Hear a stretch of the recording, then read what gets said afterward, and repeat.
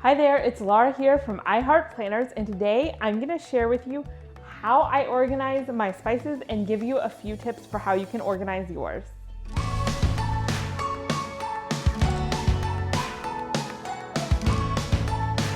If you're new here, be sure to take a second and hit the bell and click the subscribe button so you don't miss any of the new videos we have coming your way. So this is my spice drawer here. And you'll see it's a nice big drawer. I personally, whenever possible, and I know this is not always possible, put your spices in a drawer. I much prefer organizing in a drawer to a cabinet if I have the drawer space. So I'm lucky here that we have a lot of drawer space. This is actually an island from IKEA. So it has the drawers that pull all the way out and it's very tall. So you'll see how we have even these able to stand all the way up, which is extra nice. So the bulk of my regular everyday kind of baking, cooking spices are over here in these glass jars. You'll notice the back part of the glass jars are empty. I think it's important whenever possible to have room to grow. So if I got more spices, I have somewhere to put them. I don't have a situation where when I get one more spice, I have nowhere to put it and I just have to throw it somewhere random. Then you'll see once we get over here, we have a lot of other more miscellaneous spices, and these are mostly grilling spices. So we have a nice grill smoker, and my husband enjoys grilling meat and trying out all different types of spices. So that's what we have here for these. These are some more of his grilling spices, and I probably could decant these into those little jars, but he actually likes the way that they sprinkle out in here, and they'd be a little big and I don't want to waste any of these. So that's why I've got them there. And then we have these little things that we use in bulk. And again, I don't decant these because this would be way too much to fit in one jar. Then we have our tall jars, some cinnamon sticks and taco seasoning we use in bulk. And even when I make homemade taco seasoning, I save this and I put my own taco seasoning in here. So we've got those and a couple more grilling spices in here. And these are sprinkles that I typically put in these jars. I just haven't done it yet, is the only reason. I just got lazy and tossed them in here instead of putting them in the sprinkles jar. And there is actually a jar labeled sprinkles, so I should do that. And yet you can put creative things. Like I like including sprinkles and stuff like that with my spices because I always know where they are, even though it seems strange. I will also mention on this side of the drawer, we have two of these. These containers came from the Container Store so that this isn't just like rolling around or moving as we close the drawer, even though we do have a liner that helps things from floating around so much. So I have two of these, and plus it keeps the glass jars contained on their side. And in the very, very back of the drawer, I have one more organizing item, this thing that keeps these spices all nicely lined up. And again, this is one that I just haven't bothered to decant yet. Now, these spice jars here would probably fit in a more normal size, smaller drawer. So if you have that, you can still use a system like this. The actual jars I got from the Container Store, and Amazon has the exact same one. So either place, they're available. I'll link to those below. They hold quite a bit, and that's one thing I think you should consider if you're trying to get matching jars to put your spices in. You want to make sure it holds the amount of spices that you need, because if it's too small, you're going to end up like putting half your jar in there and then you still have to store the jar. And in my opinion, that doesn't really get you very far because now you have two things to store instead of one. So that's why I really liked the size of these jars. I also like, there's like no, sprinkle out or anything like that. You just dip your measuring spoon in, and that's how I usually use spices. So I'm pretty happy with that. They do have spice jars though that have like the sprinkle feature if you're interested in that. Now, one question I get a lot is like, is it worth the trouble to decant your spices? Like, isn't that extra work? Yes, it's a little bit of extra work. In my opinion, for me, it is worth it.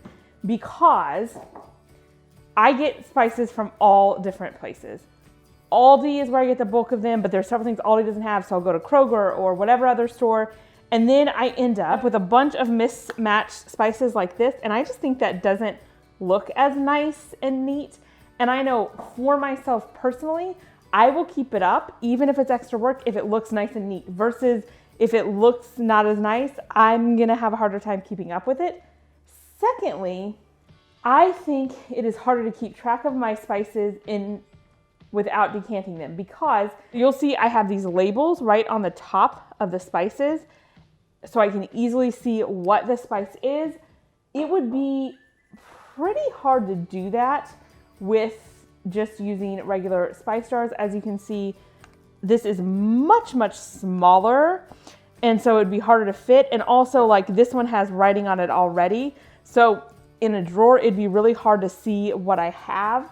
So I think that's another advantage to taking the time to decant your spices. And the next question, how do you decant your spices? Well, all I do is open the spice and pour it in. And you'll see how quick and easy this really is. And like I said, I have space, so if I'm just in a big hurry, like I did with the sprinkles, I just toss them in. No big deal. So in most spices, especially with how wide the mouth of these particular jars are, it's very easy to just dump the spice in, and that's all there was to it. So I think it is worth that little tiny bit of extra time. And I like that I can easily see how much I have. And really, I feel like when I have a bunch of different types of spice jars, seeing how much I have is really hard, because these look roughly the same size, but this one is 2.5 ounces. This one, I'm not even sure if it has an ounce measurement. Oh, 2.37. So these aren't too far off, but it's really hard to tell. This one is 1 ounce. I mean, that is a lot. It looks roughly the same, but it's actually a lot less. So you can easily see what you have. Next, I get asked about the labels a lot. So I will share the font in the links down below. This is a free font that you could use on your cutting machine. Doesn't matter what cutting machine you have. Pretty much all of them will do vinyl labels like this. I have a Silhouette and a Cricut that I absolutely love. And I just cut these out of vinyl. I use transfer tape and apply them. If you're interested in a tutorial video on that, definitely let me know in the comments below. If we get enough requests, we'll make a little tutorial to show you how to do that. And I just love these because they're bold, they look nice. It's very, very affordable to make these once you have the machine, because the vinyl itself is very affordable and you're not using much. The one downside is there is a little bit of time required to make it, and maybe you don't have your cutting machine out all the time. And so you might have a period of time where you don't have a label like this. And when this happens, I highly, highly recommend that you have, this is freezer tape and a marker nearby. Instead of putting your spice in the jar, no label, sticking it in and thinking that you'll remember, you won't. I know from experience you're gonna forget and you're gonna be like, well, is that cinnamon? What is that? And so rather than trying to make it perfect and beautiful at the beginning, I highly recommend that you go ahead and label with whatever you have temporarily, and then every month or so, get out your cutting machine and add the labels. Alternatively, you could use a simple handheld labeler if you wanted to, or if you're happy with the handwritten labels, there's nothing wrong with just using that and going with that. I will also mention that these are in alphabetical order. If they're not, it's like impossible to look through, especially if I had these all full and find what I have. So I highly recommend putting them in alphabetical order. My 3-year-old loves to organize them for me, so occasionally they will get out of order, but we do try really hard to keep them in order. And one little tip for that is, like, if something is ground, I do the label where I say cloves, then ground, because I want to alphabetize by cloves, not by ground. And I like to actually print the label that way. I mean, that's a personal preference, but that's how I do the alphabetizing. And one other question that I think a lot of you have with something like this is, do the spices slide around? So when I close the drawer and it's got a soft close, do they slide around? And The answer is yes, they do. So it doesn't bother me too much, but they do. Even though we have a little grippy thing at the bottom, they're just so smooth. There's no avoiding sliding around. What we have done to help that is, we have it full, so I just didn't leave extra space at the back. You could put some sort of organizing bin or something back there. And then we have the bins at the side. So how much they can slide is really limited, but yes, they really will slide. So I hope you've gotten some great ideas for organizing your spices, even if you don't do them the same way that I do. And go ahead and let me know in the comments below how you like to organize your spices. I'm really curious to hear that.